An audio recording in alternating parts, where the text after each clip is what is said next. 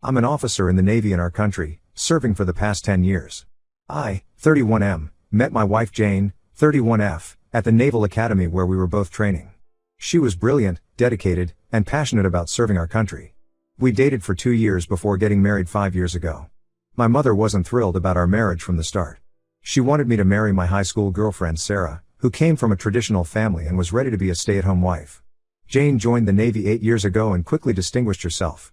She graduated at the top of her class and was known for her leadership skills. Within a few years, she had earned her rank of lieutenant through hard work and dedication. Even my commanding officers praised her abilities. I was so proud of her achievements, but my mother always made snide comments about how Jane was too focused on her career and not enough on family. Last year, everything changed. During a routine training exercise, there was a catastrophic equipment failure. Jane was leading her team through a simulation when a cable snapped, causing severe injuries to her leg and back. I still remember getting that call and rushing to the hospital. The next few months were hell. Jane underwent multiple surgeries and intense physical therapy. She fought hard to recover, hoping to return to active duty. Throughout her recovery, my mother kept pushing her agenda. She would visit Jane in the hospital and make comments like maybe this is a blessing in disguise or now you can focus on giving deaf children. She even brought pamphlets about stay-at-home mom support groups. Jane was polite, but I could see how much these comments hurt her. 6 months ago, the medical board made their decision. Jane was declared unfit for active duty and was medically retired. It devastated her. She had lost not just her career but a huge part of her identity. The recovery process was mentally harder than the physical healing.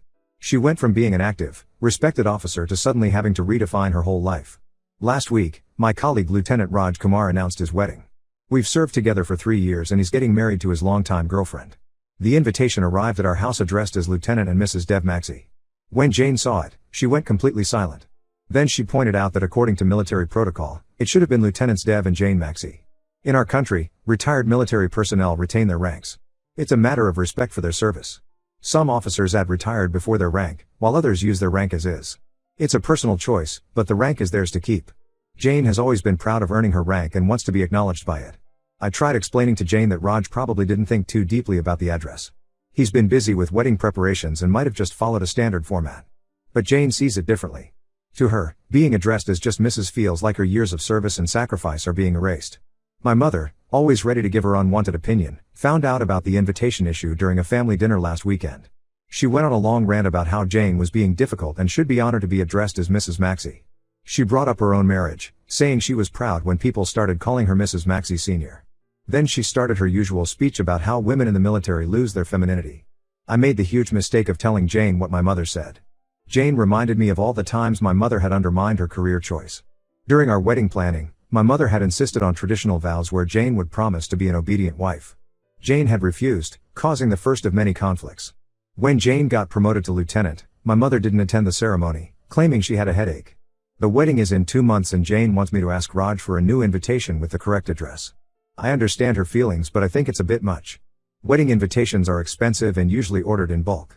Plus, Raj has always been respectful of Jane and her rank. I don't think he meant any disrespect. I suggested we just attend the wedding and let the invitation issue go, but Jane accused me of invalidating her feelings. She said if I won't stand up for her respect, she won't attend the wedding. My mother keeps sending messages saying Jane is being childish and suggesting we see a counselor to address Jane's anger issues. My sister thinks I should support Jane and ask for the new invitation. She reminded me how hard Jane worked for her rank and how much she's already lost due to her injury. My father, ever the peacekeeper, says I should stay out of it and let Jane handle it herself. My mother has now started calling other family members to complain about how Jane is causing unnecessary drama. I feel stuck between supporting my wife and keeping the peace. Jane has already lost so much with her medical retirement. I see how much she struggles with her new reality. Every morning, I watch her wince in pain as she does her physical therapy exercises. She's trying so hard to build a new life while dealing with constant pain and the loss of her career. Part of me thinks asking for a new invitation is a small thing if it would make Jane feel respected and acknowledged. But another part worries that my mother will use this to further her narrative about Jane being difficult and demanding. I don't want to create workplace drama with Raj either. I need advice on how to handle this situation without making things worse. Should I ask for a new invitation? How do I deal with my mother's interference? Most importantly, how do I support Jane while keeping peace in the family? TL, doctor, wife upset about wedding invitation not acknowledging her military rank, mother making situation worse by getting involved. Update 1. It's been 2 weeks since my last post, and the situation has spiraled into something I never expected. What started as an issue with a wedding invitation has exposed deeper problems in my family, particularly with my mother's behavior. After my last post, I decided to have a serious talk with my mother about respecting boundaries. I visited her house last Sunday, thinking a face-to-face conversation would be more effective. I should have known something was off when I saw Sarah's car in the driveway. Yes, my ex-girlfriend Sarah was having tea with my mother. Let me provide some context about Sarah. We dated in high school and early college before I joined the Naval Academy. She came from a wealthy, traditional family and my mother adored her. When I met Jane at the academy, Sarah and I had been broken up for 2 years. Sarah had married someone else and moved to a different city. I hadn't thought about her in years. During my conversation with my mother, she revealed she had already taken action about the wedding invitation issue. She contacted Mrs. Kumar, the groom's mother, whom she knows from their charity club.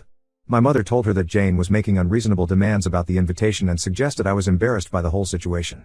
Mrs. Kumar, apparently concerned, spoke to her son, my colleague Raj. The next day at work, Raj approached me. He was understanding and immediately offered to get new invitations printed. But he also mentioned that several other officers' wives were talking about the situation, thanks to my mother's gossip. I was already dealing with this mess when Jane called me at work, crying. She had just come back from physical therapy and stopped at our local coffee shop. There, she overheard 2 Navy wives discussing her situation. They were saying she was causing drama because she was bitter about her medical retirement. One of them even suggested she was using the invitation issue to get attention. Jane traced these rumors back to my mother. But the worst part was yet to come. Jane's friend Maria, another Navy wife, sent her screenshots of a conversation from the Navy Wives social group. My mother had been sharing details about Jane's medical condition, recovery struggles, and even suggesting that Jane was mentally unstable due to her retirement. When I confronted my mother about this, she defended herself by saying she was protecting me. Then she dropped the real bombshell. She had been meeting Sarah regularly for the past few months. Sarah got divorced 6 months ago and moved back to our city. My mother saw this as a sign that I should reconsider my marriage to Jane. Apparently, my mother and Sarah had long discussions about Jane's behavior. Sarah, according to my mother, said she would have been honored to be addressed as Mrs. Maxey and couldn't understand why Jane was making such a fuss. My mother even showed Sarah the wedding invitation and they both agreed Jane was being unreasonable. The betrayal goes deeper. During Jane's recovery in the hospital last year, my mother had visited her alone one day. Jane finally told me what happened during that visit. My mother had suggested that I deserved better than a broken wife and that perhaps this was a good time to rethink our marriage. She told Jane that Sarah was unhappy in her marriage and had always regretted letting me go. Jane hadn't told me about this conversation because she was already dealing with her injuries and didn't want to create more problems. She had hoped my mother would come to accept her over time. Finding out about these secret meetings with Sarah was the last straw for her. Raj got us a new invitation with the correct address, but the damage was done. The rumors had spread through the Navy Wives network. Jane is now known as the difficult, demanding wife who made a fuss over an invitation. Some wives have stopped inviting her to their social gatherings. To make matters worse, Sarah had the audacity to send me a message saying she understands what I'm going through and that she's there if I need to talk. She mentioned that my mother had shown her pictures of Jane's recovery period, including some private moments in the hospital. I was furious that my mother had shared such personal information. Jane now doesn't want to attend the wedding at all. She says my mother has turned what should have been a happy celebration into a source of gossip and humiliation. The other day, she overheard someone at the base commissary referring to her as that crazy lieutenant's wife. My sister tried to mediate, but ended up revealing more troubling information. Apparently, our mother had been planning to invite Sarah to family events, hoping to create opportunities for us to reconnect. She had even told some family members that Jane's medical retirement might be a good time for me to cut my losses. I'm at a breaking point.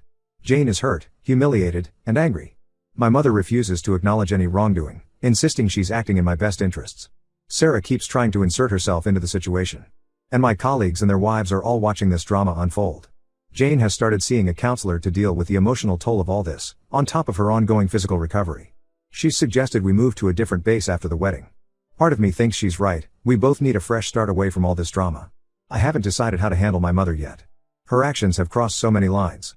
Not only did she disrespect my wife and our marriage, but she also shared private medical information and actively tried to humiliate Jane in our military community. Every time I think about her plotting with Sarah behind our backs, I feel sick. The wedding is in 6 weeks, and I don't know if we'll attend. Raj and his fiancée have been understanding, but the whole situation is tainted now.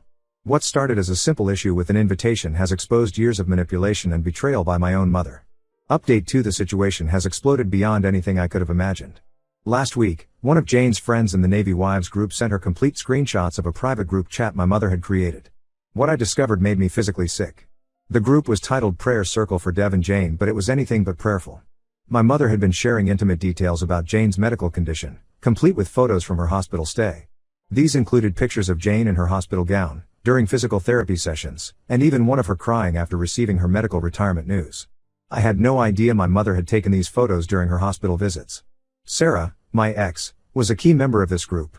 She wasn't just participating, she was actively fueling the fire. She shared stories about how different she would have handled things, constantly comparing herself to Jane. The worst part was when she claimed she had seen Jane shopping at the mall, carrying heavy bags, suggesting that Jane was exaggerating her injuries for attention. The group chat had over 20 members, including wives of senior officers. My mother painted Jane as an unstable, attention-seeking woman who was using her injury to manipulate me. She shared private conversations from our family dinners, twisted to make Jane look bad. She even speculated that Jane's mental state was deteriorating and that she might be developing a personality disorder. The conversations went back months, predating the wedding invitation incident. They discussed everything from Jane's physical therapy appointments to our private arguments. My mother had been monitoring our lives through the neighbors and other Navy wives, creating a detailed narrative of our marriage problems. When I confronted my mother with the evidence, she tried to justify it by saying she was seeking support from other military families who understood our situation. But the chat logs showed a different story. She had been orchestrating a systematic campaign to discredit Jane in our military community. The most disturbing revelation came from an unexpected source. My sister finally broke down and told me the truth about our mother's obsession with my marriage. Apparently, our mother had once dreamed of joining the military herself. In her youth, she had applied to the military academy, but our grandfather forced her to withdraw her application. He believed women belonged at home, not in uniform. This explained so much about her behavior. She wasn't just projecting traditional values, she was projecting her own buried resentment. Seeing Jane succeed in the career she was denied had triggered something in her. Instead of supporting Jane, she chose to tear her down. I reported the unauthorized sharing of Jane's medical information to the base authorities. The investigation revealed that some of these photos had been taken in restricted areas of the military hospital, making it a serious breach of protocol. My mother had not only violated Jane's privacy but also military regulations. The fallout was immediate. Several officers' wives involved in the group chat faced disciplinary actions through their husbands' commands. Sarah was banned from entering the base. My mother's social standing in the military community, something she prided herself on, was completely destroyed. Raj, my colleague, has been surprisingly supportive through all this. He and his fiancée visited us at home to personally apologize for any part they played in this mess. They shared that my mother had approached them multiple times with concerned stories about Jane's mental state, trying to convince them to uninvite us from the wedding. The hardest part was dealing with the family divide this created.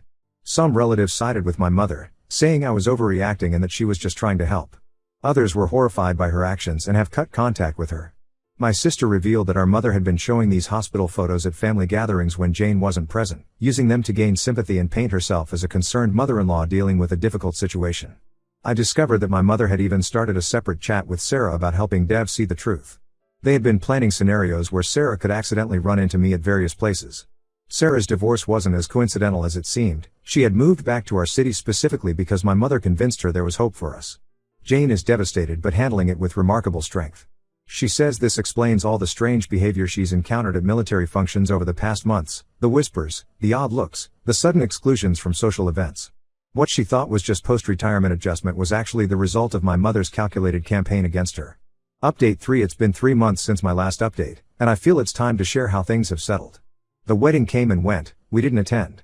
Raj understood our decision, especially after everything that happened. He and his wife sent us a kind note after their honeymoon, saying they wished things had been different. The base investigation into the privacy breach concluded last month. Several of the wives involved in the group chat faced serious consequences. Their husbands' commands took the breach very seriously, especially since some of these women had access to sensitive military information through their positions in family support groups. They were removed from their volunteer positions and banned from certain base activities. Sarah tried to contact me one last time through a mutual friend. She sent a letter claiming she was manipulated by my mother and didn't understand the full situation. She wrote that she regretted her actions and hoped we could all move past this. I didn't respond. The letter went straight into the shredder. My mother's attempts at reconciliation have been persistent but manipulative.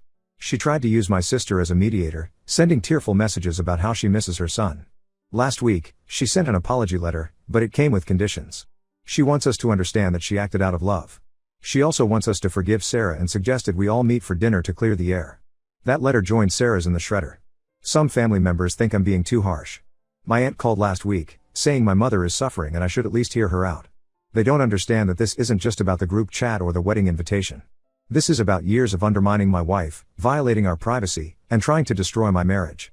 Jane has shown incredible strength through all this. The base authorities not only addressed the privacy breach but also took steps to restore her reputation. The base commander's wife personally apologized to Jane and has been actively including her in military spouse events. Many of the wives who were in the group chat have sent individual apologies, admitting they were wrong to participate in my mother's campaign. We're moving forward with our lives. I've accepted a position at a different base across the country. It's a good career move for me, but more importantly, it's a fresh start for us. Jane is excited about the move. She's been in contact with the military spouse support group at the new base, and they've been welcoming. I've maintained complete no contact with my mother and blocked her on everything. I returned all the photos and mementos she tried to send through relatives. My sister understands my decision, though she maintains her own relationship with our mother. I don't hold that against her, she has to make her own choices. Looking back, the wedding invitation was just the trigger that exposed years of toxic behavior.